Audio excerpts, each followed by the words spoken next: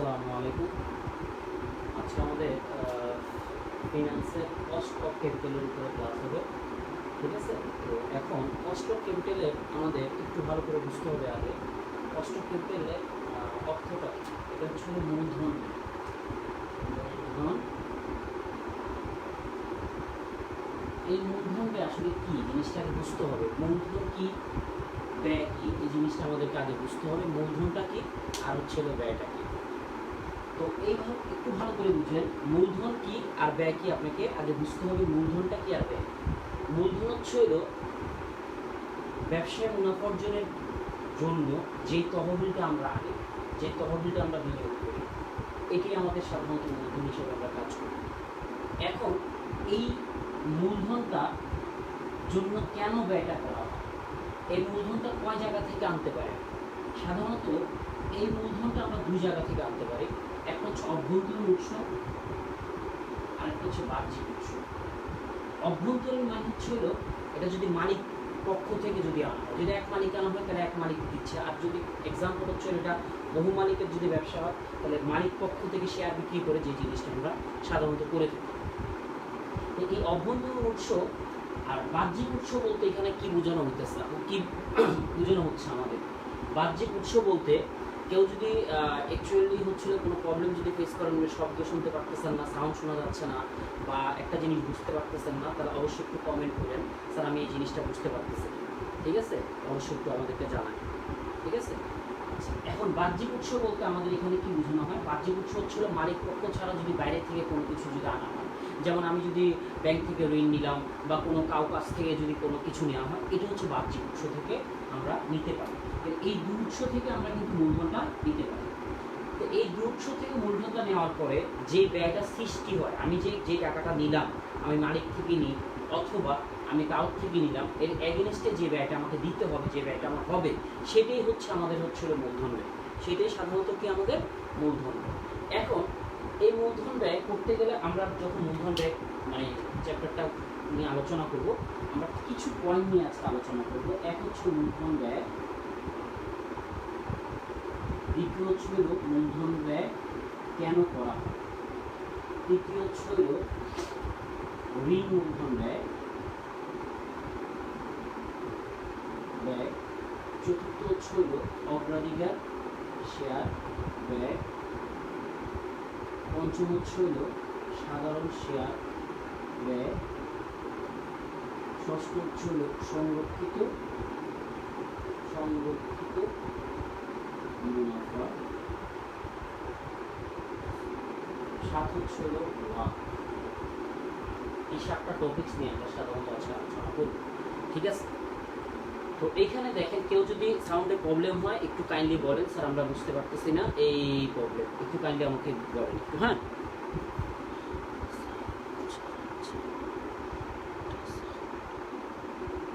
কি লিখছেন? স্যার বোঝা যাচ্ছে না, একটা সাউন্ড আসতেছে, একটু জোরে বলেন। স্যার একটু জোরে বলেন, অনেক সাউন্ড হচ্ছে। আচ্ছা ঠিক আছে, একটু হোল্ডে থাকুন।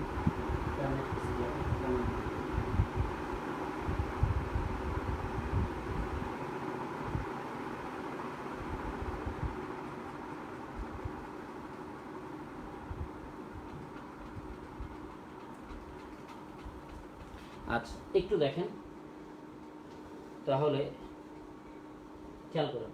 তো এই এখন কি সাউন্ড ঠিক মতন হচ্ছে নাকি একটু আমাকে জানান। হ্যাঁ ঠিক আছে। তাহলে এই যে দেখেন মূলধন ব্যয়, তাহলে মূলধন ব্যয় হচ্ছে আমাদের কি, মূলধন ব্যয় হচ্ছে মূলধন আনয়ন করার জন্য সর্বনিম্ন যে আয়টা আমরা করি সেটাই মূলধন ব্যয়। যদি আমার বোঝানোর জন্য যদি বলা হয়, ভালো করে বুঝেন, যদি বোঝানোর জন্য যদি বলা হয় স্যার একটু ক্লিয়ারলি বুঝান, আচ্ছা ঠিক আছে আমি তাহলে ক্লিয়ারলি বুঝাই। মনে করেন আমাদের টোটাল মূলধন লাগবে 100 টাকা।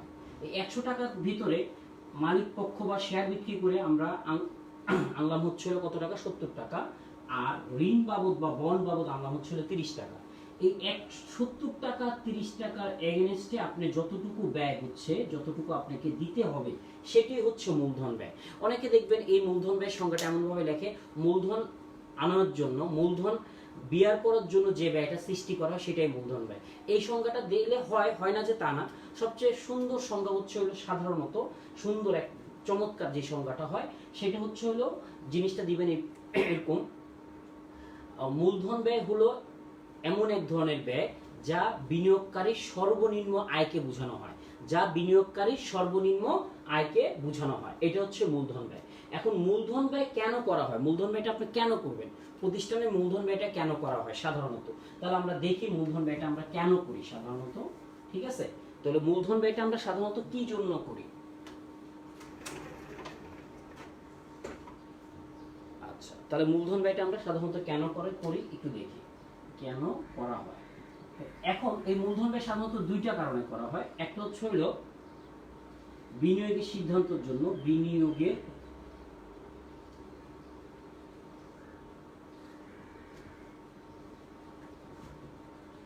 একটা হচ্ছে বিনিয়োগের সিদ্ধান্ত, দুই নম্বর হচ্ছে হলো মূলধন কাঠামো।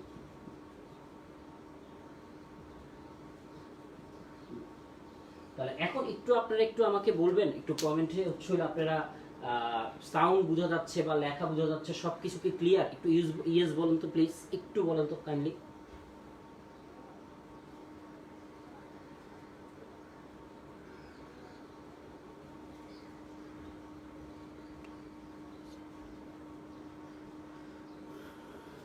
আচ্ছা, এবার দেখেন, তাহলে এই বিনিয়োগের সিদ্ধান্ত আর হচ্ছে মূলধন কাঠামো, এই দুটো কারণে সাধারণত আমাদের মূলধন ব্যয়টা করা হয়। এই সাধারণত এই দুই কারণে আমাদের মূলধন ব্যয় করা। বিনিয়োগের সিদ্ধান্ত কি, আপনি কি ওই প্রজেক্টটা বিনিয়োগ আদৌ করবেন কি করবেন না। যেমন আমরা একটা চিন্তা করলাম, এই করোনা ভাইরাসের কারণে আমরা চিন্তা করতেছি করোনা ভাইরাসের একটা ওষুধ তৈরি করব। তো ওষুধ তৈরি করতে গেলে আমাদের কত টাকা লাগবে, আমাদের ধরে নিচ্ছি আমরা 20 লাখ টাকা লাগবে। এই 20 লাখ টাকার ভালো করে বুঝেন, এই 20 লাখ টাকা যদি ইনভেস্ট করি আমার কতটুকু ব্যয় হবে, কতটুকু আয় হবে, আমরা একটা সিদ্ধান্তে পরিণত করতে হবে। এখন বলতে পারেন স্যার এই করোনা ভাইরাসের মানুষের দ্বার প্রান্তে মানুষ পৌঁছাবে, আপনি বিজনেসের চিন্তা ভাবনা করতেছেন। আমি সাধারণত ব্যবসা নিয়ে পড়াশোনা করতে করাচ্ছি, এই কারণে আমি বোঝানোর জন্য বললাম। তো এখন জিনিসটা হচ্ছে হলো যে কোনো প্রজেক্ট যখন আপনি হাতে নিবেন তখন আপনি ওটার থেকে কি গেইনার হবেন কি হবেন না। যদি দেখেন আপনি গেইনার হবেন তাহলে ডেফিনেটলি আপনি এই বিনিয়োগের সিদ্ধান্তটা আপনি নেবেন কিসের মাধ্যমে, মূলধন ব্যয়ের মাধ্যমে। মূলধন কাঠামো বলতে কি বোঝানো হয়, কারণ এখানে তো আপনাকে এক জায়গা থেকে মূলধন সাধারণত আনবেন না, সাধারণত আমরা চার জায়গা থেকে মূলধন আনতে পারি। হতে পারে কেমন, ভালো করে বুঝেন, হতে পারে হচ্ছে এরকম, আমরা মূলধনটা আনতে পারি হচ্ছে হলো 1 সাধারণ শেয়ার থেকে, 2 অগ্রাধিকার শেয়ার থেকে, 3 হচ্ছে বন্ড বা ঋণপত্র থেকে, সংরক্ষিত মুনাফা থেকে, যেখান থেকে আনি না কেন ধরে নিচ্ছি আমাদের মূলধন লাগবে, হচ্ছে হলো 100 টাকা। আমি সাধারণ শেয়ার আর ঋণ, এই সাধারণ শেয়ার থেকে আমি সাধারণত দেখেন, এই সাধারণ শেয়ার থেকে হচ্ছে হলো আমি 60 টাকা নিলাম আর ঋণ থেকে আমি 40 টাকা নিলাম, বা 60,000 টাকা নিচ্ছি আর ঋণ থেকে আমি 40,000 টাকা দিচ্ছি। একটু ভালো করে বোঝেন, এই 60,000 টাকা আর 40,000 টাকা এই অনুপাতে কতটুকু আমি বিনিয়োগ করতেছি আমাদের বিজনেসে, সেটাই হচ্ছে মূলধন কাঠামো। আমি এই টোটাল যে 100 টাকা লাগতেছে, এই 100 টাকা কোন কোন খাত থেকে আমরা আনতেছি, 4টা খাতের থেকে কত পার্সেন্টেজ করে, কত রেশিও করে আমরা আনতেছি, সেটাই হচ্ছে মূলধন কাঠামো। তাই সাধারণত মূলধন ব্যয় করা হয় এই দুইটার কারণে। একটা হচ্ছে বিনিয়োগের সিদ্ধান্ত, আমরা কি আদৌ পৌঁছাবো, আমরা কি বিনিয়োগ করবো কি করবো না, আর একটা হচ্ছে মূলধন কাঠামো যে আমরা করলাম কতটুকু বেস্ট হলো। আমরা সাধারণ শেয়ার থেকে মনে করেন 60,000 টাকা নিলাম, ঋণ থেকে 40,000 টাকা নিলাম, এটা কি আমাদের জন্য ভালো হলো কি হলো না, কত ইস্যু মানে রেশিও অনুপাতে কতটুকু নিল। এখন কোনো বিজনেস এরকম হয় সাধারণত দেখেন 100 টাকার ভিতরে সে এখানে 80,000, এখানে 20,000, তখন চিন্তা করলে 20,000 এটা তো আমার লাভ হোক বা লস হোক আমাকে সুদ দিতেই হবে, কিন্তু এটা তো আমার বার্ডেন না, এটা সে তার এক একজনের এক এক মন মানসিকতা। আবার কারো যদি বিজনেসের অবস্থা এত ভালো না, তখন এখানে 10 টাকা এখানে 90,000, তখন কিন্তু তার বিজনেস চলুক বা না চলুক 90,000 টাকার উপরে তাকে কিন্তু ব্যয় করতেই হবে। এখন আপনাদের চিন্তা ভাবনা হচ্ছে স্যার এটার উপর কি ব্যয় দিবেন না, ডেফিনেটলি আপনি এটার উপর ব্যয় দিবেন, এটা আমি তো বলতেছি না এটার উপর ব্যয় দিবেন না, কিন্তু এটা তো মানে ম্যান্ডেটরি না, আমাকে দিতেই হবে, কিন্তু এটা তো আপনার এই যারা এই টাকার মালিক মানে বন্ড বা ঋণপত্র তাদের কিন্তু টাকা দিতেই হবে আপনাকে। এখন যাই হোক, এই হচ্ছে মূলধন ব্যয় কেন করা হয়, সাধারণত 2টা কারণে। ঠিক আছে, এখন দেখেন এই মূলধন ব্যয় কোন কোন খাত থেকে আনা হয়, মূলধন ব্যয়ের খাত কোন কোন খাত থেকে আনা হয় আমরা একটু দেখি।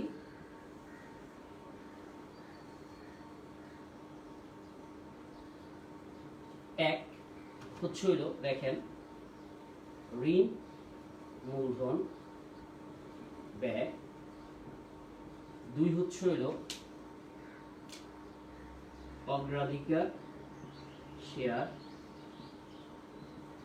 ব্যয়, 3 হচ্ছে হলো সাধারণ শেয়ার ব্যয়, 4 হচ্ছে হইল সংরক্ষিত মুনাফা বা তহবিল, যেটাই লেখা। এই 4টা খাত থেকে আমরা কি করতে পারি, মূলধন ব্যয় খাতটা আনতে পারি। ঠিক আছে? আচ্ছা, সবাই কি বুঝতেছেন? প্লিজ একটু বলবেন আমাকে, প্রত্যেকে কি বুঝতেছেন? একটু কাইন্ডলি আমাকে একটু জানান। ঠিক আছে? তো এখন দেখেন, ঋণ, মূলধন ব্যয়, অগ্রাধিকার শেয়ার ব্যয়, সাধারণ শেয়ার ব্যয়, সংরক্ষিত মুনাফা তহবিল, এই 3-4টা খাতের ভিতরে একটু ভালো করে বুঝেন, খুবই সহজ একটা চ্যাপ্টার। দেখেন, এই 4টা খাতের থেকে আমরা সাধারণত মূলধন নিয়ে মানে আমাদের তহবিল কালেকশন করে আমরা প্রতিষ্ঠানে মানে বিনিয়োগ করতে পারি। এখন আমাদের এই মূলধন ব্যয়টা কেন করতে হয়, তা সাধারণত কেন করতে হয়, ওর থেকে যে আমরা টাকা নিব, তাকে এই টাকার এগেনস্টে আমি কতটুকু আমাকে দিতে হবে, এই টাকার এগেনস্টে আমি কত দিব, এই টাকার এগেনস্টে আমি কত দিব, প্রত্যেকের থেকে যে টাকাগুলো নিচ্ছি তাদের এই এগেনস্টে আমি তার বিপরীতে আমি কতটুকু ব্যয় হবে আমার, এই ব্যয়ের জন্য আমার এতটুকু কি করতে হবে, আয় করতে হবে না, তাহলে সর্বনিম্ন আয়ের হারকে বলা হয় কি, আমাদের মূলধন ব্যয়। এটাই বোঝাতে চাচ্ছি। এখন ঋণ মূলধন ব্যয় আমরা যদি একটু সংক্ষেপে লিখি, এটা হচ্ছে কেডি বলা হয়, কস্ট অফ ডেট। তাহলে কস্ট অফ ডেট যখন আমরা করব, এটা কতটুকু আমরা কিভাবে করব একটু দেখেন। কস্ট অফ ডেট যখন আমরা করব একটু দেখেন, এখানে হচ্ছে হলো কস্ট অফ ডেটের সূত্রটা দেখেন, এটা হচ্ছে ঋণ মূলধন ব্যয়, ঋণ মূলধন ব্যয় আমাদের মানে সংক্ষেপে আমরা লিখতে পারি কে ডি, মানে কস্ট অফ ডেট। এখানে লিখব হচ্ছে কর পূর্ব ঋণ ব্যয়, কর পূর্ব ঋণ ব্যয়। ভালো করে বুঝবেন, আপনি এই 1টা 2টা 3টা থেকে কিন্তু কর দিতে হয়, এটা থেকে যখন প্রফিট করবেন এটার উপরে কর দিতে হবে, কিন্তু ঋণের টাকার উপরে কোনো কর দিতে হবে না গভর্নমেন্টকে। এটা ভালো করে বুঝতে হবে, কারণ আপনি ঋণ নিয়ে বিজনেস করতেছেন, আপনি কিভাবে কর দিবেন, আপনার অবস্থা ভালো না। তাহলে এটার উপরে কিন্তু কর দেওয়া লাগে না, কিন্তু এগুলোর উপরে কর দিতে হয়। তো এখন এই জন্য এটাকে হলো কর পূর্ব ঋণ ব্যয়, মানে কর পূর্ব ঋণ ব্যয়। তাহলে দেখেন, তাহলে কর পূর্ব ঋণ ব্যয় সংক্ষিপ্ত নেম হচ্ছে দুইটা, একটা হচ্ছে কেডি বড় হাতের, অথবা হচ্ছে আই, বা বাংলায় যদি লিখতে পারেন কর পূর্ব ঋণ ব্যয় 1 মাইনাস কি আমাদের ট্যাক্স, মানে কর হার টি। ঠিক আছে? তো জিনিসটা দেখেন ভালো করে, তাহলে কে ডি লিখবেন, কে ছোট হাতের ডি যদি দেন তাহলে এটা হচ্ছিল কর পূর্ব মানে ঋণ মূলধন ব্যয়, আর কে ডি হচ্ছিল কর পূর্ব ঋণ ব্যয়, মানে করের পূর্বে যে ব্যয়টা আমাদের ধরা হয় এটা। আর আই বা কেডি যেটাই দেন, এটার সংক্ষিপ্ত রূপ হচ্ছে এটা, এরপর হচ্ছে 1 মাইনাস টি। তো এখন ভালো করে বুঝেন, তো এইখানে যদি আমরা একটা অঙ্কে যদি করি, এরকম এক্সাম্পল হচ্ছিল অঙ্ক কেমন, মনে করেন আমরা কারোর থেকে ঋণ নিলাম হচ্ছে হইল, ধরে নেন আমরা একজনের থেকে ঋণ নিলাম হচ্ছিল 20,000 টাকা। 20,000 টাকা আমরা কি করলাম, ঋণ নিলাম। 20,000 টাকা যদি আমরা ঋণ নিই, কয় পার্সেন্ট হারে ঋণটা নিলাম, 10% হারে। এরপর আমাদের কর কত, কর দিতে হবে হচ্ছে হলো 50%। এখন তাহলে কর ঋণ মূলধন ব্যয়টা তাহলে আমাদের কত হবে, তাহলে আমাদের দেখেন কর পূর্ব ঋণ ব্যয়, কর পূর্ব ঋণ ব্যয় আমাদের এটা করের পূর্বে, তাহলে আমাদের এখানে 10% দেন, 1 মাইনাস টি, টি মানে হচ্ছিল ট্যাক্স, ট্যাক্সটা করতো 50%, তাহলে ট্যাক্স তো ধরে না, আমি তো আগেই বলছি সে ট্যাক্স ডিলেট করতে হয়, তাকে বাদ দিয়ে দিতে হয়, তাহলে আমরা বাদই দিচ্ছি। তাহলে 0.5, তাহলে 50% স্যার 50 দিবেন না, না পার্সেন্টেজের 0.5 দিতে হবে।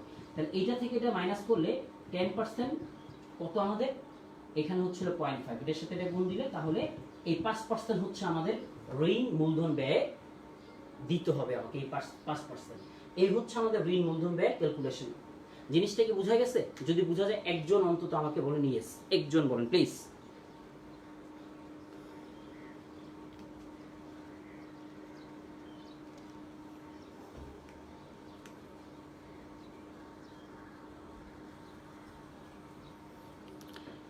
কেউ আসেন বুঝেন নাই, একটু কাইন্ডলি বলবেন।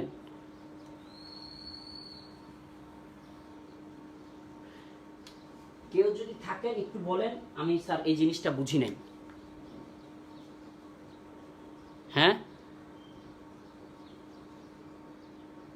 আচ্ছা, এখন থ্যাংক ইউ ভেরি মাচ। তাহলে মাশাল্লাহ অনেকেই বুঝছে, আলহামদুলিল্লাহ। তাহলে আমরা এখানে ঋণ মূলধন ব্যয়টা আমরা বুঝলাম, থ্যাংক ইউ। তাহলে ঋণ মূলধন ব্যয়টা কি মেনলি হচ্ছিল, আমাদের সবসময় মনে রাখতে হবে আমার যে পার্সেন্টেজটা থাকবে সেই পার্সেন্টেজটা আমরা এখানে দিব। কর পূর্ব ঋণ ব্যয় নামে দিতে পারি অথবা কেডি নামে দিতে পারি। ভুলো কে মানে ছোট হাতের ডি দেওয়া যাবে না। যদি ছোট হাতের ডি দেন তাহলে কিন্তু ভুল হবে। বড় হাতের ডি দিবেন অথবা ঋণ পূর্ব ঋণ কর পূর্ব ঋণ পূর্ব না তো সরি ফর দ্যাট কর পূর্ব ঋণ ব্যয় দিবেন অথবা আয় দিবেন, যে কোনো তিনটার একটা দিবেন। বাংলা দিতে পারেন অথবা ইংলিশের এই অ্যাব্রিভিয়েশনগুলো ইউজ করতে পারেন। আর 1 মাইনাস টি বলতে এখানে আমাদের টি বলতে ট্যাক্স বোঝানো হচ্ছে। আপনি যদি বাংলা দেন তাহলে কর হাত দিতে পারেন, ঠিক আছে? ক্যালকুলেশন করে আপনাকে বসাবে। এখন অনেকের কথা, স্যার যদি করটা দেওয়া না থাকে, কর দেওয়া না থাকলে এখানে হচ্ছে কত পার্সেন্ট, আমাদের 10%। 1 মাইনাস এখানে 0, তাহলে একের সাথে 0 গুণ মাইনাস করলে কত হবে? 1। 1 এর সাথে এটা গুণ করলে যা আছে তাই। তাহলে সাধারণত ওইটা আর অঙ্কটা করা লাগে না। যদি ট্যাক্স না দেওয়া থাকে তাহলে ওইটাই হচ্ছে আমাদের কি ঋণ মূলধন ব্যয়, ঠিক আছে? তাহলে ওকে ফাইন। তাহলে এখন আমরা করবো হচ্ছে অগ্রাধিকার শেয়ার। কারণ অগ্রাধিকার শেয়ার আগে বুঝতে হবে অগ্রাধিকার শেয়ার জিনিসটা কি, একটু ভালো করে বুঝেন। অগ্রাধিকার শেয়ার হচ্ছে আমি একটু মুছে নিলাম। অগ্রাধিকার শেয়ার হচ্ছে যারা নামমাত্র মালিক, যেমন ঘুমন্ত অংশীদার আপনারা পড়ছিলেন, খেয়াল করে নাকি দেখেন, যারা শেয়ারটা শুধু টাকাটা বিনিয়োগ করে কোনো কিছুই করে না, শুধু মুনাফাটা নেই। অগ্রাধিকার শেয়ার ঘুমন্ত অংশীদারের মতন সিমিলার অনেকটাই। তো ওই অগ্রাধিকার শেয়ার হচ্ছে সে টাকাটা দিয়ে নামমাত্র সে মালিক, সে কন্ট্রোল করে না, সে পরিচালনা করে না, সব কিন্তু কোনো কিছু করে না, শুধু প্রফিটটা নেবে। বাধ্যতামূলক না যাকে তাকে প্রফিটটা দিতে হবে, সাধারণত প্রফিটটা নেই। এখন এই অগ্রাধিকার শেয়ারের অগ্রাধিকার শেয়ার ব্যয়, তাহলে এখানে তাহলে কেডি যদি হয় তাহলে এটা কি কেপি, কস্ট অফ প্রেফারেন্স।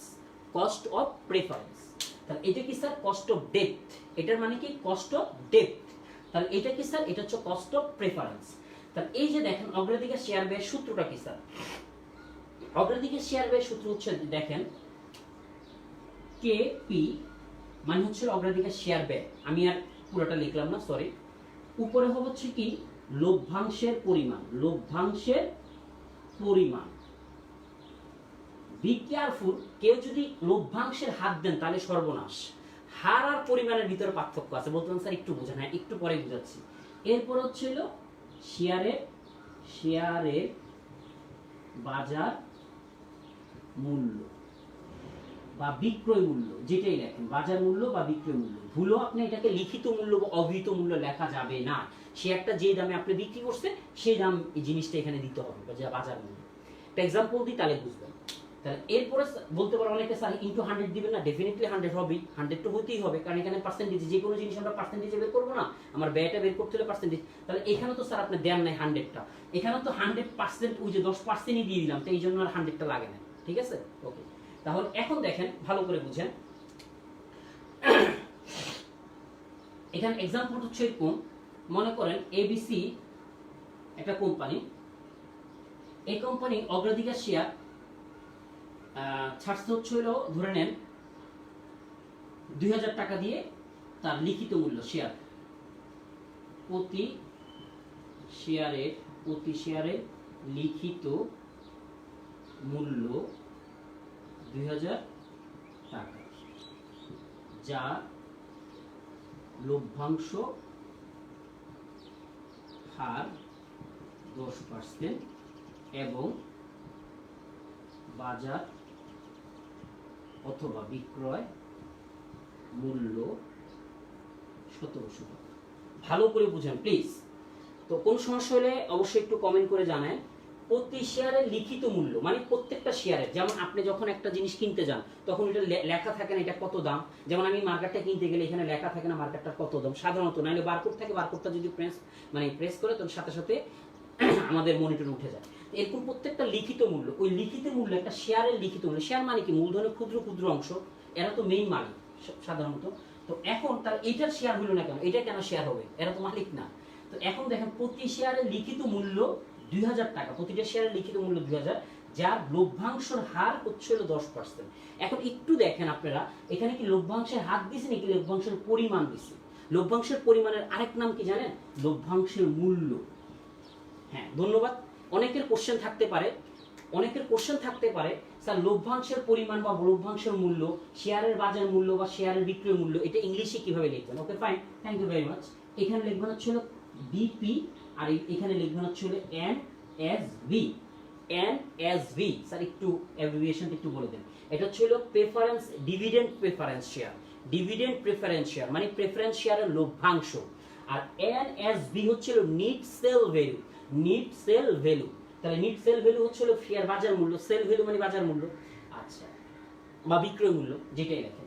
তো এখন আমাদের প্রতি শেয়ারের লিখিত মূল্য 2000, তাহলে এর লভ্যাংশ কত পার্সেন্ট আমাদের এখানে?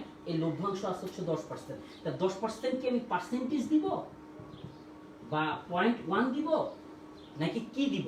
তাহলে কোনোটাই কিন্তু হবে না, বি কেয়ারফুল, এখানে হার বলে নেই, বলছে পরিমাণ। তাহলে এই যে লিখিত মূল্যের উপর 10% হবে, কখনো বাজার মূল্য বা বিক্রয় মূল্যের উপর হবে না, কখনো বাজার মূল্য বা বিক্রয় মূল্যের উপর হবে না, কখনো বাজার মূল্য বা বিক্রয় মূল্যের উপর হবে না। খেয়াল রাখতে হবে কথাটা। তাহলে আমরা এটার উপরে ধরবো, এই 2000 টাকার উপরে 10% ধরবো। তাহলে 2000 টাকার উপরে 10% আমাদের কত হচ্ছে? 200 টাকা। ক্লিয়ার? আর এখন আমাদের এখানে তাহলে বাজার মূল্য বা বিক্রয় মূল্য কত? আমাদের এই যে শেয়ারের বাজার মূল্য 1700 টাকা ইনটু কত আমাদের 100। ক্যালকুলেশন করে আমাকে একটু কমেন্টে জানান প্লিজ। কেউ ক্যালকুলেটরে ক্যালকুলেশন করে আমাকে একটু জানান, খুব দ্রুত জানান প্লিজ, ক্যালকুলেশন করে আমাকে জানান।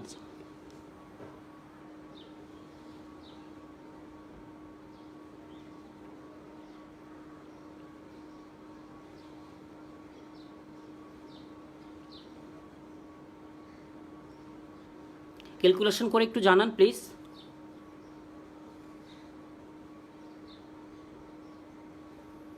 এটা কত হবে একটু ক্যালকুলেশন করে জানান সবাই।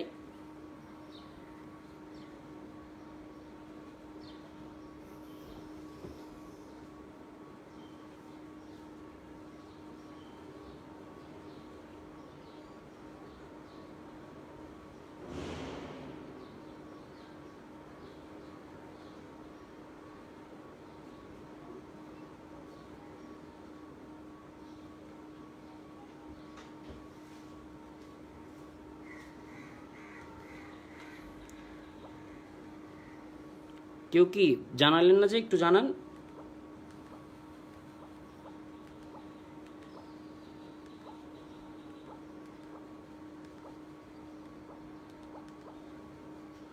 এখানে দেখেন 200 ভাগ দেন হচ্ছে হলো আপনার 1700। তাহলে 200কে যদি আমি ভাগ দিই 1700, তাহলে ইন্টু দি যদি হচ্ছে হইলো আমার 100, তাহলে কত আসতেছে? 11.76। তাহলে 1176 এত পার্সেন্ট আমার কি অগ্রাধিকার শেয়ারের জন্য আমার ব্যয় হবে। ঠিক আছে? তো সবাই কি বুঝছেন? একটু কাইন্ডলি একটু বলবেন সবাই কি বুঝছেন? ওকে, থ্যাংক ইউ ভেরি মাচ। হ্যাঁ, একজন আমাকে কমেন্ট করে জানাইছে 11.76, থ্যাংক ইউ, থ্যাঙ্কস। আচ্ছা, যে কমেন্ট করে জানাইছেন সে কি অঙ্কটা বুঝছেন? প্লিজ একটু বলবেন, একটু বলবেন আপনি কি অঙ্কটা বুঝছেন নাকি? প্লিজ একটু কি বলবেন আপনি অঙ্কটা বুঝছেন নাকি? ইয়েস আর নো বলেন, না হলে আমি আরেকবার বুঝাবো। ইয়েস আর নো বলবেন একটু কাইন্ডলি।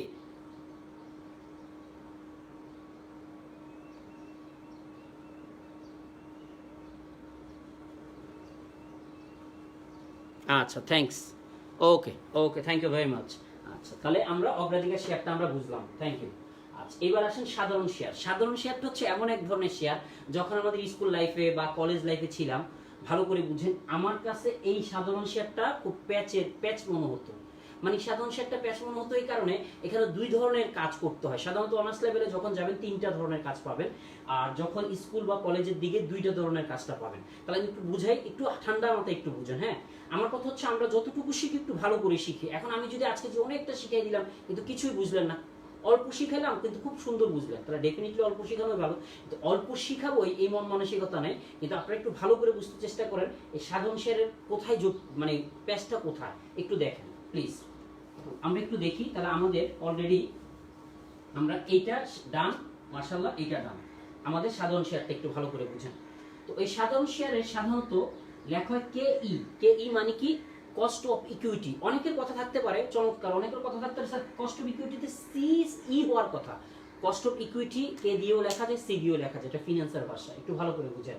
তাহলে সাধারণ শেয়ার ব্যয় হচ্ছিল কস্ট অফ ইকুইটি, মানে কস্ট অফ ইকুইটি বলতে হচ্ছে সাধারণ শেয়ারের ব্যয়। তো এটা দুই ভাবে করা যায়। এটা কয়ভাবে করা যায়? দুই ভাগে, দুইটা ভাবে করা যায়। একটা হচ্ছে শূন্য লভ্যাংশ বৃদ্ধি, আর একটা হচ্ছে স্থির লভ্যাংশ বৃদ্ধি। তাহলে কি শিখলাম আমরা বলেন তো একটু? একটা হচ্ছে শূন্য লভ্যাংশ বৃদ্ধি, একটা হচ্ছে স্থির লভ্যাংশ বৃদ্ধি। তাহলে স্যার শূন্য লভ্যাংশ বৃদ্ধি আর স্থির লভ্যাংশ বৃদ্ধির মধ্যে পার্থক্য কি? সাধারণত এটা থাকতেই পারে আপনাদের। তাহলে শূন্য লভ্যাংশ বৃদ্ধি আর স্থির লভ্যাংশ বৃদ্ধির ভিতরে পার্থক্য কি? আচ্ছা আসি তাহলে আমরা একটা ম্যাথমেটিক্যাল টার্ম করি, তাহলে বুঝবেন। মনে করেন, খেয়াল করেন একটু প্লিজ, সাধারণ শেয়ার, খেয়াল করেন, আমাদের সাধারণ শেয়ার হচ্ছে হলো 2000 টাকা। কত টাকা? 2000 টাকা প্রতিটি শেয়ার। তো প্রতিটি সাধারণ শেয়ারের মূল্য হচ্ছে আমাদের 2000 টাকা, যার লভ্যাংশ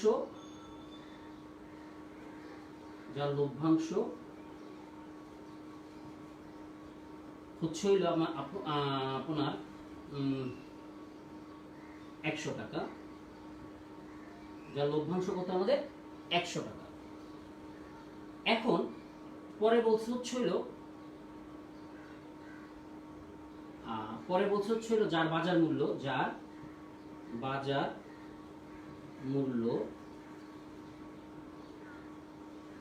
1800 টাকা। তো প্রতিটি শেয়ারের মূল্য কত আমাদের? 2000 টাকা, আর লভ্যাংশ কত আমাদের? 100 টাকা। এখানে যদি হার দিত, কথার কথা 10%, তাহলে এই 10% 200 টাকা হইতো। আর যেহেতু হার দেনে ডিরেক্টলি টাকা দিয়ে দিছে প্রতিটি লভ্যাংশে, তাহলে এই 100 টাকাই হবে। আর যার বাজার মূল্য হচ্ছিল কত? 1800 টাকা। এখন এখানে বলে নাই যে প্রতি বছর কত করে আমাদের বৃদ্ধি হবে, এটা কিন্তু বলে নাই। বলছে? বলে নাই। আচ্ছা, তাহলে এটা দিয়ে বুঝাই, পরে এটা দিয়ে বুঝাই। হ্যাঁ, তাহলে এখানে হচ্ছিল cost of equity. Cost of equity সূত্রটা কি দেখেন, এখানে হচ্ছে লভ্যাংশ,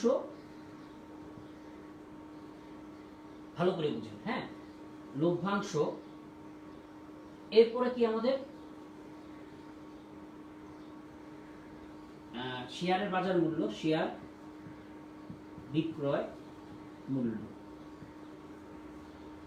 এখন আমরা যখন এই সূত্র করব স্থির, এটার একটু সূত্রটা দেখাই, তাহলে আপনারা বুঝতে পারবেন ঘটনাটা কোথায়। লভ্যাংশ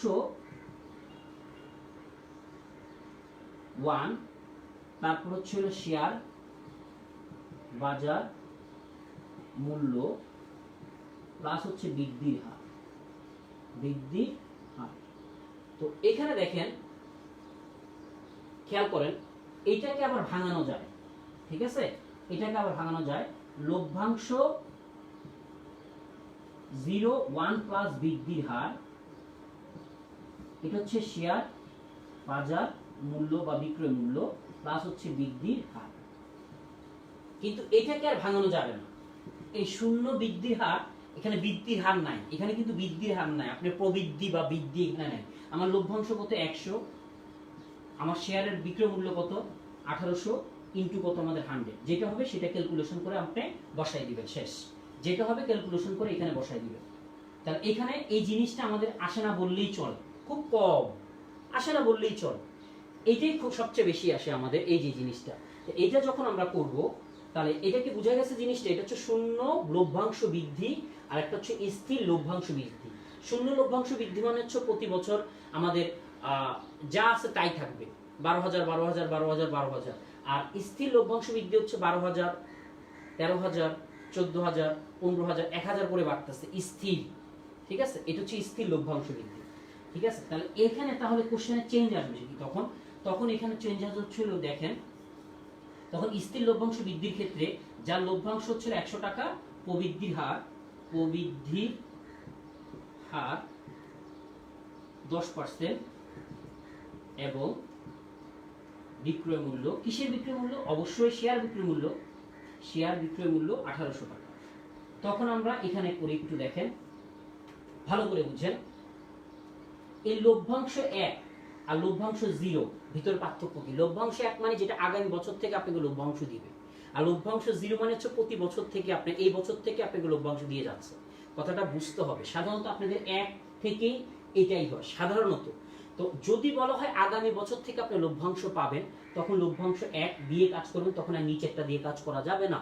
আর যদি বলা হয় লভ্যাংশ আপনি প্রতি বছর লভ্যাংশ পাচ্ছেন বা শুধু লভ্যাংশ বলছে, তখন লভ্যাংশ 1কে আপনি এই লভ্যাংশ 1 প্লাস বৃদ্ধির হার করে কাজ করবেন। তাই আমি বোঝানোর জন্য বললাম, মনে রাখার জন্য সাধারণত এটা দিয়ে এটাই হয়, সাধারণত সবসময় এটাই হয়। তাহলে এখন দেখেন তো এখানে বলছে লভ্যাংশ কি কবে থেকে দিবে, কি গত বছর থেকে দিবে নাকি আগামী বছর থেকে দিবে, কোনো কিছুই কিন্তু বলে নাই, বলছে বলে নাই কিন্তু। ঠিক আছে, তো এখন দেখেন ভালো করে বুঝেন। তো এখানে বলা হয়েছে কি,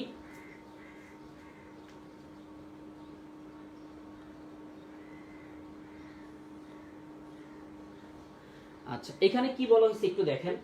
এখানে বলা হয়েছে সাধারণত দেখেন, এখানে বলা হয়েছে হচ্ছে হলো আমাদের সাধারণ শেয়ার হচ্ছে 2000, যার লভ্যাংশ হচ্ছে 100 টাকা, প্রবৃদ্ধির হার হচ্ছে 10%, বিক্রয় মূল্য হচ্ছে 1800। তখন আমরা কি করব একটু দেখেন, এখানে আমাদের লভ্যাংশ 0, তাহলে লভ্যাংশ কত আমাদের 100, এই 100 আমরা এখানে দিয়ে দিচ্ছি। ঠিক আছে, তারপরে কি আছে 1, বৃদ্ধির হার কত বা প্রবৃদ্ধির হার কত 10%, মানে 0.1। এরপরে শেয়ারের বাজার মূল্য বা বিক্রয় মূল্য কত আমাদের 80 বল 1800। তারপরে কি আবার কি আছে দেখেন, এখানে দিচ্ছি, আবার প্রবৃদ্ধির হার, এই যে বৃদ্ধির হার, এই বৃদ্ধির হারটা কত আমাদের, এই যে এটা 0.1। এবার এটাকে ক্যালকুলেশন করে একজন আমাকে বলেন, এটার সাথে যোগ দিয়ে ভালো করে বুঝেন, এটার সাথে যোগ দেন, যোগ দিয়ে এটার সাথে গুণ দেন, ভাগ দিয়ে আবার যোগ দিয়ে 100 দ্বারা গুণ দেন। স্যার 100 দ্বারা কেন? কারণ আপনাকে পার্সেন্টেজ বের করতে হবে না, 100 দ্বারা গুণ করতে হবে। একটু কাইন্ডলি ক্যালকুলেশন করে আমাকে জানান। ঠিক আছে, একটু জানান একজন।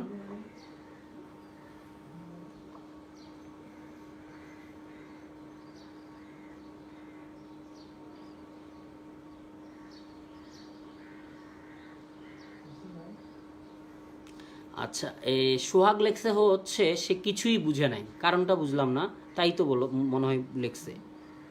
আচ্ছা আপনি একটু আরেকবার বুঝাই দেখেন, খেয়াল করেন সোহাগ, একজন ক্যালকুলেশন করে বের করতে থাকেন, এর মাঝে আমি বুঝাচ্ছি।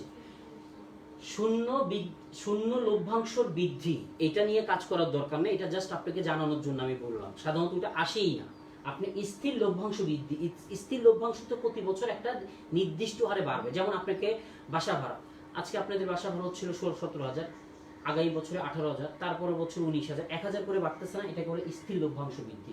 এটার সূত্রটা হচ্ছে কি, KE মানে হচ্ছে সাধারণ শেয়ার ব্যয়, মানে কস্ট অফ ইকুইটি। লভ্যাংশ 1 ডিভাইডেড বাই শেয়ারের বাজার মূল্য প্লাস বৃদ্ধির হার। তো লভ্যাংশ 1 এর সূত্র হচ্ছে লভ্যাংশ 0। লভ্যাংশ 1 মানে আগামী বছর থেকে আপনাকে লভ্যাংশ দিবে না।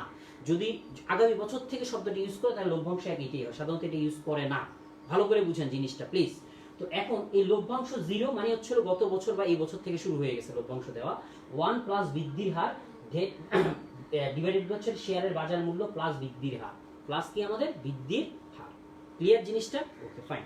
তো এইবার দেখেন, এখানে আমরা একটা উদাহরণ মানে একটা এক্সাম্পল দেওয়ার জন্য বলছি। প্রতিটি সাধারণ শেয়ারের মূল্য হচ্ছিল আমার 2000 টাকা, যার লভ্যাংশ হচ্ছিল 100 টাকা, প্রবৃদ্ধির হার হচ্ছিল 10% এবং বিক্রয় মূল্য হচ্ছে 1800 টাকা। বিক্রয় মূল্য কত টাকা আমাদের? 1800 টাকা। তাহলে এখানে দেখেন সাধারণ শেয়ারের যে মূল্যটা, এটা কিন্তু কোনো জায়গায় নেই, কারণ এখানে বিক্রয় মূল্য বা বাজার মূল্য। তাহলে এটা কোথায় হবে? এখানে হবে 1800 টাকা। লভ্যাংশ হচ্ছে এই 100 টাকা, তাহলে প্লাস বৃদ্ধির হার, বৃদ্ধির হার হচ্ছে এই যে 10%, প্রবৃদ্ধির হার বা বৃদ্ধির হার কয় পার্সেন্ট করে বৃদ্ধি হবে? এখানে 0.1, 10% মানে 0.1, এখানে 0.1 দেন, এখানে 0.1 দেন। এইভাবে ক্যালকুলেশন করে বলছি, ক্যালকুলেশনটা কত হবে আমাকে একটু জানা। ঠিক আছে,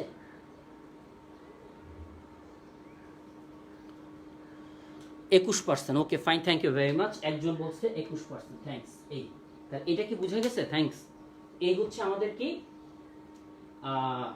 সাধারণ শেয়ার ব্যয়। ঠিক আছে, আচ্ছা এখন আমরা শিখবো হচ্ছে হইল সংরক্ষিত সংরক্ষিত সংরক্ষিত মুনাফা তহবিল। সংরক্ষিত মুনাফা তহবিলটা শিখবো, একটু দেখেন।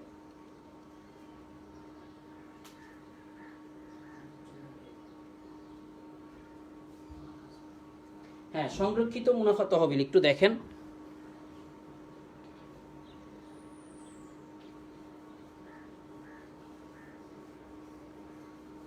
বা রক্ষিত মুনাফা তহবিল যেটাই বলে, এটা খুব কম আসে আপনাদের, তারপর আমি একটু বুঝাচ্ছি, একটু দেখেন। এটাকে কস্ট অফ রিজার্ভ বলা হয়। রিজার্ভ রিজার্ভ মানে হচ্ছে হলো কি সঞ্চিতি, মানে সঞ্চিতির ব্যয়, মানে হচ্ছে হলো রিজার্ভ মানে হচ্ছে সংরক্ষিত, সংরক্ষিত যে ব্যয়টা সেটাকে বলা সংরক্ষিত মুনাফা। এটা তো এটা হচ্ছে সংরক্ষিত মুনাফা বলতে স্যার একটু বুঝায় বলবেন? ওকে ফাইন, চমৎকার। আচ্ছা এটা কোন সাল চলতেছে? আমরা 2020। তো এখন আমাদের 2017 সালে আমাদের একটা প্রতিষ্ঠানের নাম কি আমাদের? এবিসি। এবিসি মানে কি? তিনটে ইংলিশ অক্ষর নাকি? না, আবু বকর সিদ্দিক। এবিসি বলতে আমরা কি বোঝাচ্ছি? আবু বকর সিদ্দিক কোম্পানি, ঠিক আছে? তো এই আবু বকর সিদ্দিক কোম্পানি ভালো করে বুঝেন, তারা মুনাফা হইছে ধরে নেন 20,000 টাকা। 2018 সালে মুনাফা হচ্ছিল 30,000 টাকা। 2019 সালে মুনাফা হচ্ছিল 10,000 টাকা। এখন এই মুনাফা থেকে মালিকদেরকে বন্টন করে দিছে 15,000 টাকা। তাহলে এটা সংরক্ষিত কত রইল? রক্ষিত কত রইল? রক্ষিত হচ্ছে 5,000 টাকা। এখানে মালিকদেরকে দিয়ে দিছে ধরে নেন হচ্ছে 20,000, এখানে রক্ষিত হইল 10,000 টাকা। এখানে মালিকদেরকে দিয়ে দিছে হচ্ছে 8,000, তাহলে রক্ষিত হইল 2,000। তাহলে এখানে রক্ষিত টোটাল কত? 17,000 না? এই 17,000 টাকাই হচ্ছে সংরক্ষিত তহবিল বা সংরক্ষিত মুনাফা। কথা বুঝছেন? এই সংরক্ষিত তহবিল, সংরক্ষিত ব্যয় যেটাই বলি না আমরা কেন, এই 17,000 টাকা যদি আমরা কথার কথা আমাদের হঠাৎ করে লাগবে হচ্ছে ধরে নেন 15,000 টাকা আমাদের হঠাৎ করে লাগলো, বা 15 লাখ টাকা, এটা 15 লাখই ধরেন বা 15 কোটি ধরেন একটা বোঝানোর জন্য। তো এখন এখানে যদি আমরা এই 15,000 টাকা কোনো জায়গাতে আমাদের 15,000 টাকা লাগবে, তো তখন আমরা কি করব? আমরা বাইরে থেকে না আনলে আমাদের যে অলস টাকা পড়ে আছে ওইখান থেকে আমরা জিনিসটা কি করব? মানে এই জিনিসটা আমরা খাটাবো। খাটানোর পরে আমরা যদি ওদের থেকে টাকা এনে যদি আমাকে ব্যয় দিতে হয়, ওকে ব্যয় দিতে হয়, তাহলে ওকেও তো আমার একটা পার্সেন্টেজ দিতে হবে। এটাই হচ্ছে সংরক্ষিত মুনাফা, সংরক্ষিত ব্যয় বা সংরক্ষিত তহবিল ব্যয় যেটাই লেখেন, যেটাকে বলা হয় KR, কস্ট অফ রিজার্ভ। এখন আপনাদের কথা থাকতে পারে স্যার এটা তো আসে না, এরপরে কি সূত্রটা একটু বলে দিবেন? ওকে ফাইন, সূত্রটা একটু লিখতে পারেন আপনারা। কস্ট অফ রিজার্ভের সূত্র হলো KE 1 - TP। KR এর সূত্র দেখেন, KR মানে কস্ট অফ রিজার্ভ, মানে এটা। KE মানে হচ্ছে এইটার যে অ্যানসারটা বের হয়েছিল না, এটার এই অ্যানসারটা, মানে এটা না করলে এটা করতে পারবেন না। বি কেয়ারফুল, এটার অ্যানসারটা এখানে বসাবেন। এইটার যে অ্যানসারটা বের হয়েছে যে মাত্র 21%, এটা বসাবেন। ব্যক্তিগত কর, এই কর ব্যক্তিগত ট্যাক্স, এই জিনিসটা এখানে দেখাইতে হবে। যদি ব্যক্তিগত ট্যাক্স থাকে হচ্ছিল 50%, তাহলে 0.5 দিয়ে ক্যালকুলেশন করে তাহলে এটা থেকে এটা মাইনাস করে তাহলে 11.10 এত পার্সেন্ট আমাকে দিতে হবে। এই হচ্ছে আমাদের সংরক্ষিত তহবিল ব্যয়, ঠিক আছে? আচ্ছা এখন আসেন, তাহলে আমরা 4টা ব্যয় নিয়ে মাশাআল্লাহ শিখলাম। ঋণ মূলধন ব্যয় শিখলাম, অগ্রাধিকার শেয়ার ব্যয় শিখলাম, সাধারণ শেয়ার ব্যয় শিখলাম, সংরক্ষিত মুনাফা। এটা সাধারণত আসে না, আসে এই 3টা, এর ভিতরে এইটাই সবচেয়ে বেশি আসে। তাহলে আমরা আজকে যে টপিকটা ছিল একটু আমরা দেখেন একটু। মূলধন ব্যয় কি শিখলাম, মূলধন ব্যয় কেন করা হয় এটাও শিখলাম, ঋণ মূলধন ব্যয় শিখলাম, অগ্রাধিকার শেয়ার ব্যয় শিখলাম, সাধারণ শেয়ার ব্যয় শিখলাম, সংরক্ষিত মুনাফা ব্যয় শিখলাম। ওয়াক মানে কি? ওয়াক মানে হচ্ছে হলো weighted average cost of capital. Weighted average cost of capital এর মানে কি স্যার? ভার আরোপিত গড় মূলধন ব্যয়। Weighted average cost of capital, weighted average cost of capital. কথা কি ক্লিয়ার? আচ্ছা তাহলে ভার আরোপিত মানে কি? আমরা যে 4টা বা এই 3টা যে ব্যবহার করলাম, গড়ে আমি কত পার্সেন্ট আমাকে দিতে হবে এইটাই আমাকে বের করে দিতে হবে। কথাটা কি বুঝা গেছে নাকি বুঝতে পারেননি? মানে আমি গড়ে কত পার্সেন্ট আমাকে দিতে হবে, এক কথাই শেষ, আমাকে গড়ে কত পার্সেন্ট দিতে হবে, এটা হচ্ছে ওয়াক, যেটাকে ভাড়া আরোপিত মূলধন ব্যয় বা গড় মূলধন ব্যয় বা সামগ্রিক গড় মূলধন ব্যয় বিভিন্ন নামে বলতে পারি, ঠিক আছে? তাহলে আমরা একটু দেখি, ঠিক আছে? একটু দেখেন, আমরা এটা একটু মুছলাম। হ্যাঁ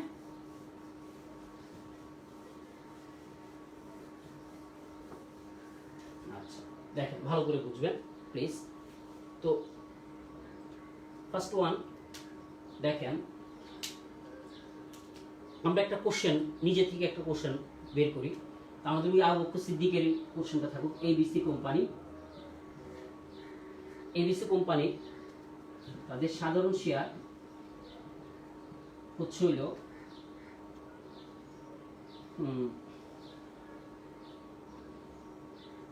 20 লক্ষ টাকা, 20 লক্ষ, ঠিক আছে।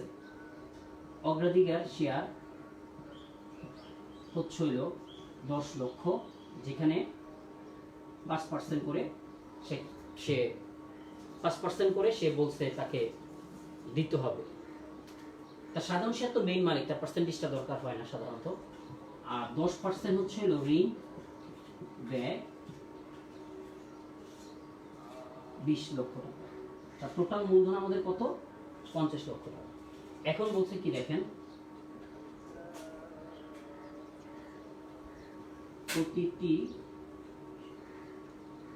প্রতিটি সাধারণ শেয়ারের মূল্য 100 টাকা,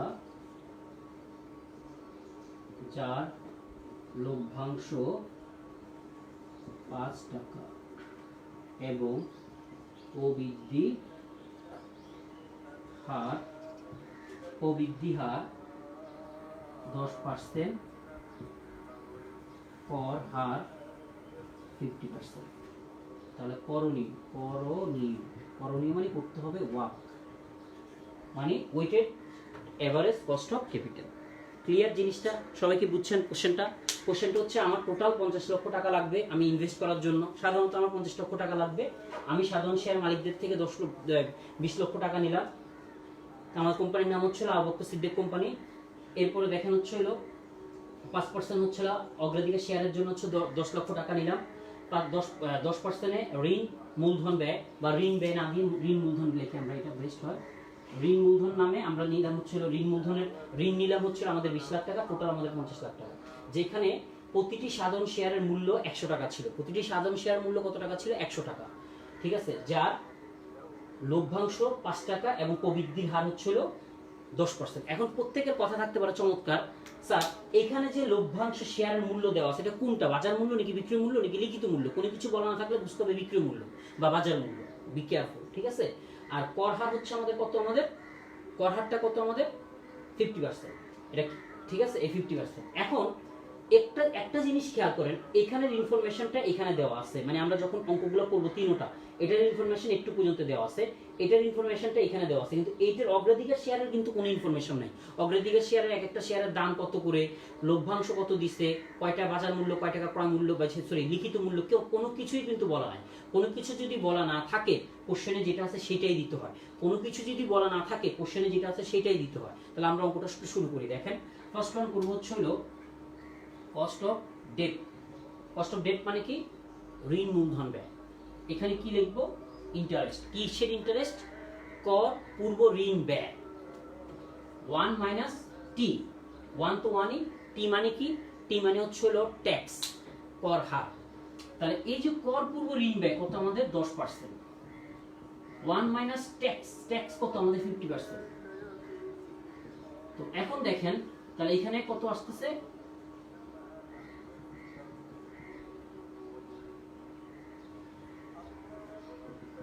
এই 5%, ঠিক আছে। তাহলে কে ডি মান আমরা কত পেলাম? 5%। এবার আসা হচ্ছে কে পির মান বের করব। কে পির মান যখন বের করব, এখানে কোনো ইনফরমেশন আছে, কোনো তথ্য আছে আমাদের? কোনো তথ্য নেই। যদি তথ্য না থাকে তাহলে আমি কোথা থেকে বের করব বলেন? তথ্য যদি না থাকে তাহলে আমি কোথা থেকে বের করব? আচ্ছা, যদি তথ্য না থাকে তাহলে যা আছে কিন্তু তাই দিতে হবে। আমি বলছিলাম কথাটা, তথ্য নাই, অগ্রাধিকার শেয়ারের কোনো তথ্য নাই, তাহলে যা আছে আমাকে তাই দিতে হবে। আচ্ছা, এখানে আরেকটা কথা আমি বলিনি, আপনাদের মনে নাও থাকতে পারে। এই কস্ট অফ ক্যাপিটাল ঋণ মূলধন ব্যয় সাধারণত দুই ধরনের হয়। একটা হচ্ছে পরিশোধযোগ্য আর একটা হচ্ছে অপরিশোধযোগ্য। একটা হচ্ছে পরিশোধযোগ্য, একটা অপরিশোধযোগ্য। পরিশোধযোগ্য মানে কি? যেমন আমি কারোর থেকে ঋণ নিলাম, 5 বছর পরে টাকাটা দিব। আমি কারোর থেকে ঋণ নিলাম, মানে কবে দিব কোনো সীমা নাই, তাকে প্রতি বছর আমার ব্যয় দিতেই হচ্ছে। এটা হচ্ছে অপরিশোধযোগ্য। তো এই পরিশোধযোগ্য অপরিশোধযোগ্যের ভিতরে ভালো করে বুঝেন, সাধারণত আমাদের এখানে 3টা আছে। এই সাধারণ শেয়ারের কোনো পরিশোধযোগ্য হয় না। কথা বুঝছেন? এটা তো মালিক, এরা কি বলবে আমি 5 বছরের জন্য আমি মালিকানা হবো, 10 বছরের জন্য? এরা মালিক, মেইন মালিক, ওরা অনেক দিনের জন্য আসতেছে। অগ্রাধিকার শেয়ার পরিশোধযোগ্য হয়, অপরিশোধযোগ্য হয়। ঋণ মূলধন ব্যয় পরিশোধযোগ্য হয়, অপরিশোধযোগ্য হয়। তাহলে স্যার আমরা কোনটা শিখতেছি, পরিশোধ নাকি অপরিশোধ? আমরা যত অঙ্ক শিখতেছি সাধারণত সব অপরিশোধযোগ্য। পরিশোধযোগ্য না, পরিশোধযোগ্য আমি নেক্সটে শিখাবো না, সবগুলো হচ্ছে অপরিশোধযোগ্য। এখানে পরিশোধযোগ্য স্যার বুঝবো কিভাবে, মেয়াদ দেওয়া থাকবে। আমি যে সাধারণ শেয়ারের কোনো মেয়াদ থাকে না, এটা অপরিশোধযোগ্য সবসময়। অগ্রাধিকার শেয়ার বলে দিবে 5 বছরের জন্য, ঋণ মূলধন 10 বছরের জন্য, একটা বছর নির্ধারণ করা থাকবে। এটা সাধারণত পরীক্ষায় খুব কম থাকে, খুবই কম। এই জন্য পরিশোধযোগ্যটা সাধারণত শেখানো হয় না, অপরিশোধযোগ্যটাই শেখানো হয়। কথাটা কি বোঝা গেছে? এটা মাথায় খেয়াল রাখবেন, ঠিক আছে? আচ্ছা, তাহলে কে পির মানটা আমরা 5% দিলাম। এবার আসেন হচ্ছে হলো যেটা প্যাচ ছিল cost of equity. Cost of equity সূত্রটা কি আমাদের? লভ্যাংশ 1। লভ্যাংশ 1 মানে কি? Dividend 1 divided by P. P মানে হচ্ছে প্রাইস। কিসের প্রাইস? শেয়ারের প্রাইস। এসপি মানে হচ্ছে শুধু পি দিলেও হয়, প্লাস হচ্ছে জি। প্লাস কি আমাদের? জি। জি মানে হচ্ছে গ্রোথ রেট। গ্রোথ রেট মানে প্রবৃদ্ধির হার। ইকুয়ালস টু ডি সূত্র কি? D0 1 প্লাস হচ্ছে জি। D0 মানে হচ্ছে লভ্যাংশ 0, 1 to 1 জি মানে হচ্ছে গ্রোথ রেট, পি মানে হচ্ছে শেয়ারের মূল্য, প্রতিটি শেয়ারের মূল্য, প্লাস হচ্ছে আবার জি। জি মানে হচ্ছে গ্রোথ রেট। ঠিক আছে, ওকে ফাইন। এবার দেখেন D0 এর মান কত আমাদের? D0 মান হচ্ছে যার লভ্যাংশ, প্রতিটি লভ্যাংশ, প্রতিটি শেয়ারের লভ্যাংশ কত আমাদের? শেয়ারের লভ্যাংশ 5 টাকা করে, এই 5 দিয়ে দিলাম। আর জি কোনটা স্যার? জি হচ্ছে প্রবৃদ্ধির হার 10%, তাহলে এখানে 0.1 দিয়ে দিলাম। তারপরে পি, পি হচ্ছে দেখেন শেয়ারের মূল্য কত? 100 দিয়ে দিলাম। আবার প্রবৃদ্ধির হার কত? 0.1। এবার আমাকে বলবেন একটু ক্যালকুলেশন করে কত আসে, একটু প্লিজ একটু দ্রুত বলেন। এবার একটু বলবেন আমাকে ক্যালকুলেশন করে কত আসে, একটু বলেন একজন ক্যালকুলেশন করে কত আসতেছে।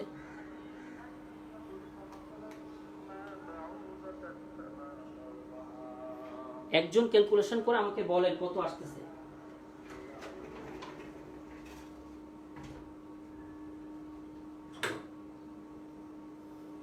এতক্ষণ লাগার তো কথা না।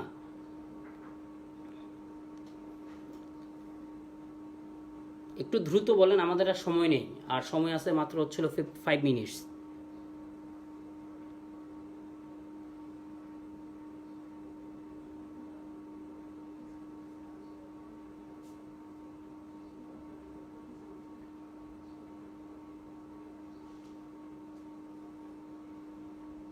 কত আসছে? এতক্ষণ তো আমিই করতে পারতাম, তাহলে আপনারা এত দেরি করতেছেন কেন? হ্যাঁ একটু বলেন ক্যালকুলেশন করে কত আসতেছে আমাকে একটু বলেন, কারণ আমি নেক্সট স্টেপ করতে হবে, আমাদের আছে হাতে 5 মিনিট হাতে। আচ্ছা আপনারা ক্যালকুলেশনটা করতে থাকেন। হ্যাঁ তাহলে এখানে হচ্ছে তাহলে কস্ট অফ ডেপ্টের আমি পেয়ে গেলাম, মানে ঋণ মূলধন ব্যয়টা পেলাম। কস্ট অফ প্রেফারেন্স মানে হচ্ছে আপনার অগ্রাধিকার শেয়ারের ব্যয় ছিল না দেখে যা আছে তাই আমি লিখে দিলাম। Cost of equity, cost of ইকুইটির ব্যয়টা আমরা ক্যালকুলেশন করে সবাই দিচ্ছে আমাকে, ঠিক আছে 15.5। আচ্ছা okay fine, thank you very much. Okay thank you very much, দুইজন দিচ্ছে আমাকে। তাহলে এখন দেখেন 15.5 এ হচ্ছে আমাদের এটা। তাহলে আমরা একটু মনে রাখার জন্য সাইডে লিখতেছি, একটু দেখেন সবাই একটু খেয়াল করেন। কস্ট অফ ডেপ্টের হচ্ছে হলো 5%, কস্ট অফ প্রেফারেন্স শেয়ারের হচ্ছে হলো 5%, কস্ট অফ ইকুইটির হচ্ছে হলো 15.5। তা আমি এখন একটু মুছতে হবে, কেন? আমার ওয়ার্ক করতে হবে, ওয়ার্ক করতে হলে আমাকে মুছতে হবে প্লিজ। আচ্ছা এইবার দেখেন একটু ভালো করে বুঝেন তো। এটা কেউ ঘর করে করে ওয়ার্ক, কেউ ঘর ছাড়া করে। আমি একটু ঘর ছাড়াই করাই, ঘর দিয়েও তো করাইছি এবং ঘর ছাড়াও করাই, দুটোই শিখিয়ে দিই আপনাদেরকে। তো যখন আমি ঘর ছাড়া করব একটু ভালো করে বুঝেন। ওয়ার্কের সূত্রটা কি একটু ভালো করে বুঝেন, মাথায় একটু রাখেন। K D W W D, K P W P, K E W E. এখন অনেকের সবার কোশ্চেন থাকতে পারে sir K D, K P, K E বুঝলাম, এগুলো কই থেকে আসলো? চমৎকার কোশ্চেন। আচ্ছা এগুলো কোথা থেকে আসলো? তাহলে আমরা এখানে একটু দেখি, এখানে করতেছি আমরা। হ্যাঁ একটু দেখেন আমার সাথে, একটু দেখেন। ডাব্লিউ ডি, তারপর হচ্ছে হলো ডাব্লিউ, একটু সরি একটু আরেকটু নিচে লিখি, এখানে আমাদের কাজ আছে তো, এখানে লিখি। হ্যাঁ ডাব্লিউ ডি, তারপর হচ্ছে হলো ডাব্লিউ পি, তারপর হচ্ছে হলো WE। তা আমাদের টোটাল মূলধন কত ছিল?